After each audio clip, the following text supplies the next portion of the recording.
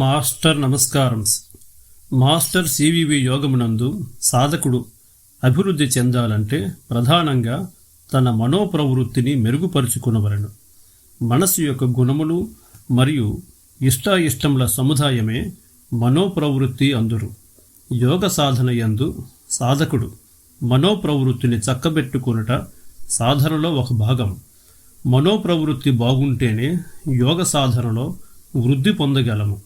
మనసు గురించి ఇప్పుడు కొంత అవగాహన చేసుకుందాం. యోగ సాధనలో అభివృద్ధి చెందాలన్నా తగిన అర్హత ఉండవలెను. మంచి మనోప్రవృత్తి కలిగి ఉండుటయే యోగ సాధనకు అర్హత. ఉన్నత మనోప్రవృత్తిని ఎలా పెంపొందించుకోవాలో ఇప్పుడు మనం గమనిద్దాం. మన దేహంలో ఉన్న వ్యవస్థలను ముందుగా గమనిద్దాం. జీవుడికి శరీరం ఉంది. శరీరం లోపల ఇంద్రియాలు, ఇంద్రియాలకు పైన మనస్సు, మనస్సుకు పైన బుద్ధి, బుద్ధికి పైన ఆత్మ మన యందు ఉన్నవి. జంతువులకు బుద్ధి అనే వ్యవస్థ లేదు. అవి ఎప్పుడూ ఇంద్రియాలలోనే ఉంటాయి. అనగా ఇంద్రియాలకు ఏవి ఆకర్షణగా కనబడితే అటువైపుకు పోవును. జంతువు నుండి పరిణామం చెందిన మానవులకు బుద్ధి అనే వ్యవస్థ ఏర్పడింది. బుద్ధి అనగా విచక్షణ జ్ఞానము. మానవునిలో మనస్సు రెండు విధములుగా పనిచేయను. అవి ఒకటి ఇంద్రియాలతో కూడి పనిచేయడం, రెండు బుద్ధితో కూడి పనిచేయడం. బుద్ధి ప్రమేయము లేకుండా కేవలం ఇంద్రియాలతో కూడి పనిచేయడాన్ని జంతుస్థితి అంటారు, లేదా లోవర్ మైండ్ అందురు. అనగా వీళ్ళలో ధర్మాధర్మ విచక్షణ జ్ఞానము ఉండదు. కేవలం ఇంద్రియాలకు ఆకర్షించబడిన వాటిని మాత్రమే చేయుదురు. బుద్ధితో కలిసి పనిచేసే మనస్సును హయ్యర్ మైండ్ అందురు. మనస్సు బుద్ధితో కలిసి పనిచేయు వారిలో ఇంద్రియాలకు ఆకర్షించబడినా సరే అది అధర్మం అయినచో వాటిని చేయరు. దీనిని దైవీ స్థితి అందురు. మనస్సును ఆధారంగా చేసుకొని మానవులలో 3 స్థితులు గలవారు ఉందురు. మనస్సు ఇంద్రియాలతో కూడి ఉండే స్థితి జంతుస్థితి లేదా రాక్షస స్థితి అందురు. కేవలం మనస్సు ప్రధానంగా జీవించే వారిని మానవులు అందురు. బుద్ధి ప్రధానంగా జీవించే వారిని దైవీ స్థితి గలవారని అందురు. మానసిక పరిపక్వత ముఖముపై గోచరించును. మైండ్ డెవలప్మెంట్ బాగా ఉన్నవాళ్ళు ఎక్కువ ప్రశాంతంగా కనిపిస్తారు. మైండ్ డెవలప్మెంట్ తక్కువగా ఉన్నవాళ్ళు చీటికి మాటికి చిరాకు కోపానికి లోనయ్యి ఆ స్థితి వాళ్ళ ముఖముపై అదే విధంగా గోచరించును. మానవుడు ఇటువంటి బుద్ధిస్థితిని చేరుటకు చాలా జన్మలు పట్టును. అలా బుద్ధిస్థితిని చేరువారిని బుద్ధుడు అందురు. చాలా జన్మలలో తాను సంపాదించిన అనుభవము జ్ఞానముగా మారి మనస్సు బుద్ధి వైపుకు ఆకర్షించబడును. తనకు కలిగిన జ్ఞానము ద్వారా తాను భౌతికమైన కన్నుతో కాకుండా జ్ఞాననేత్రముతో చూడడం జరుగుతుంది. ఈ జ్ఞాననేత్రం తనకు కలిగిన జ్ఞానము ద్వారా వికసించటం మొదలు పెడుతుంది. ఉన్నతమైన దృష్టి ద్వారా మాత్రమే మనోప్రవృత్తి ఉన్నతముగా మారును. ఉన్నతమైన దృష్టి ఉన్నతమైన జ్ఞానం ద్వారా మాత్రమే కలుగుతుంది. ముఖ్యముగా సాధకుడు ఉన్నతమైన మనోప్రవృత్తిని పొందవలసి ఉంటుంది. అందుకు సాధకుడు సద్గ్రంథ పఠనము మరియు సత్పురుషుల ప్రవచన శ్రవణము చేయవలెను. ఇప్పుడు ఉన్నత మనోప్రవృత్తిని పొందుటకు ఒక ఉపాయాన్ని తెలుసుకుందాం. ముఖ్యముగా ఉన్నతమైన దృష్టిని, ఉన్నతమైన గుణములను కలిగి ఉండటం ద్వారా ఉన్నత మనోప్రవృత్తిని పొందవచ్చు. ఉన్నత దృష్టి అనగా సర్వమునందు దైవమును దర్శించుటయే ఉన్నత దృష్టి.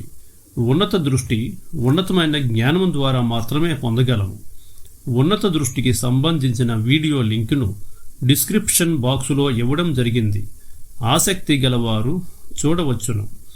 ఏదైనా దుర్గుణం మన యందు ఉన్నప్పుడు దానిని గమనించినప్పుడు దానికి వైరూప్యం అనగా వ్యతిరేక గుణమును ప్రయత్నపూర్వకముగా అభ్యాసము చేయడం ద్వారా ఆ దుర్గుణము పోయి దాని స్థానంలో సద్గుణము వచ్చి చేరును.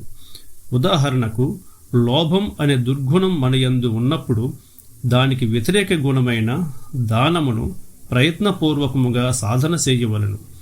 ఎవరి యందైనా ద్వేషము, కోపము, అసూయ, ప్రతీకారము తీర్చుకునే గుణం మొదలగు దుర్గుణములు ఉన్నప్పుడు వాటికి వ్యతిరేక గుణములు అయిన పరమప్రేమను, శాంతమును మరియు పరోపకార గుణములను ప్రయత్నపూర్వకముగా సాధన చేయవలను.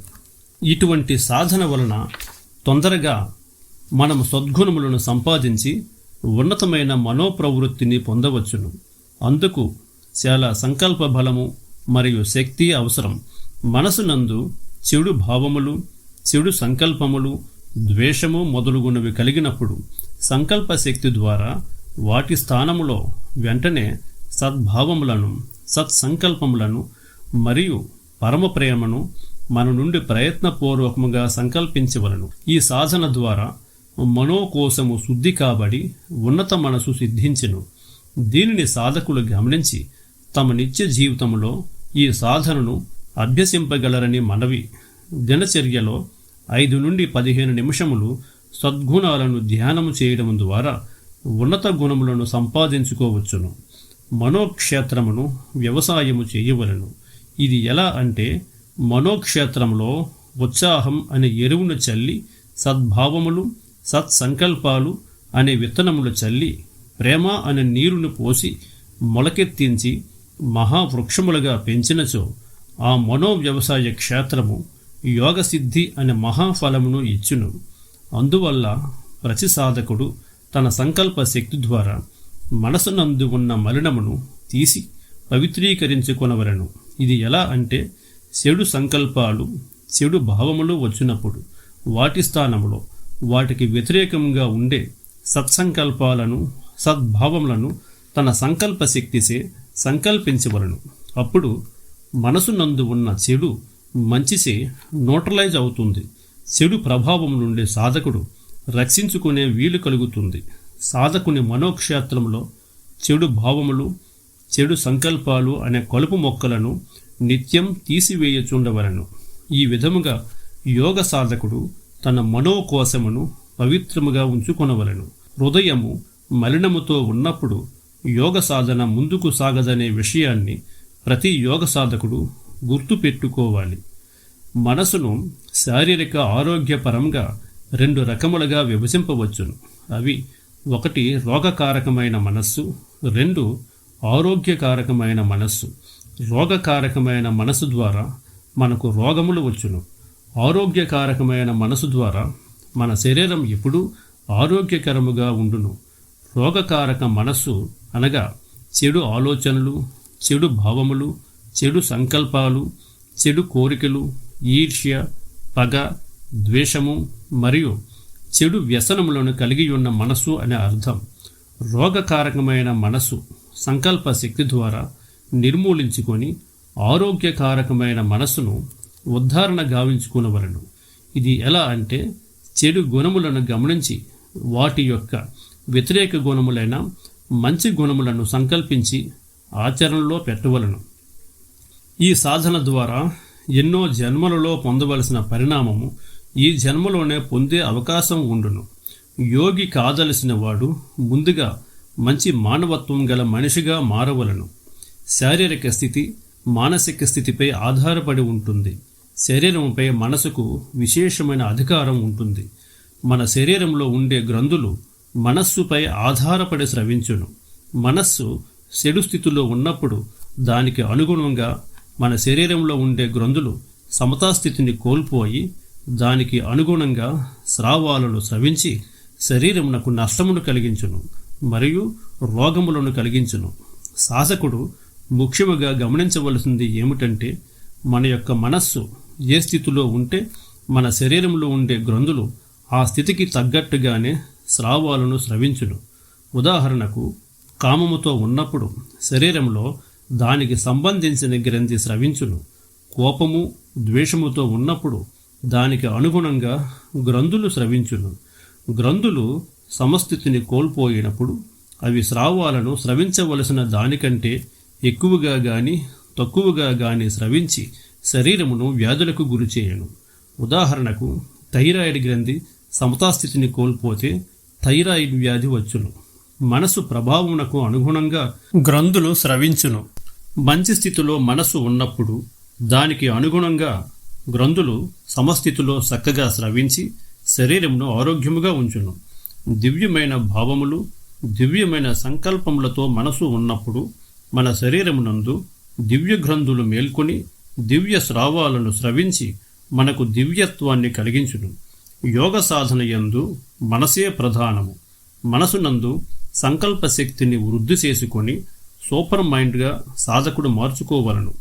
తన మానసిక స్థితిని లోవర్ లెవెల్ నుండి హయ్యర్ లెవెల్కు అభివృద్ధి చేసుకోవలను. లోవర్ లెవెల్ అనగా తన మనస్సు మూలాధారము, మణిపూరకము, స్వాధిష్టానము అను లోయర్ చక్రాలలో ఉండుట అనగా మనస్సు కామముతోనూ కోరికలతోనూ ఉండుట. మనస్సును హయ్యర్ లెవెల్లో ఉంచుకోవడం అనగా ఈ 3 చక్రాలను దాటి మనస్సు పై చక్రాలలో అనగా అనాహత, విశుద్ధి, ఆజ్ఞా చక్రాలలో ఉండుట అనగా మనస్సు బుద్ధితో కూడి ఉండే స్థితి. ఉట్టికెగరలేని పిల్లి స్వర్గమునకు ఎగురుటకు ప్రయత్నించినట్లు ముందు మనస్సును మలిన రహితముగా చేసుకొని ఉన్నత మానవత్వం గల మనిషిగా మారుటకు ప్రయత్నం చేయవలను.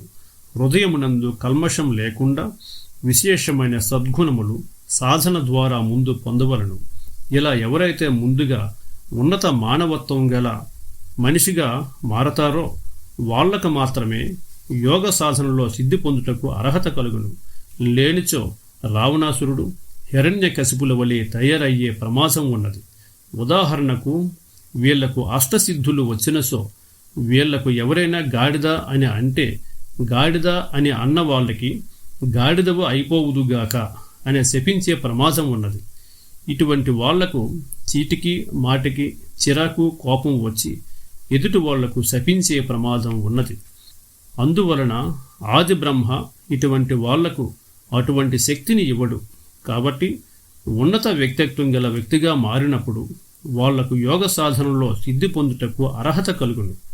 ప్రకృతి ఎప్పుడూ మంచి వాళ్లకు మాత్రమే తన ప్రకృతి శక్తులను ప్రసాదించును. యోగ సాధన చేయు వాళ్ళు హెచ్చరికగా ముందు ఉన్నత మనోప్రవృత్తిని మెరుగుపరుచుకోవలను.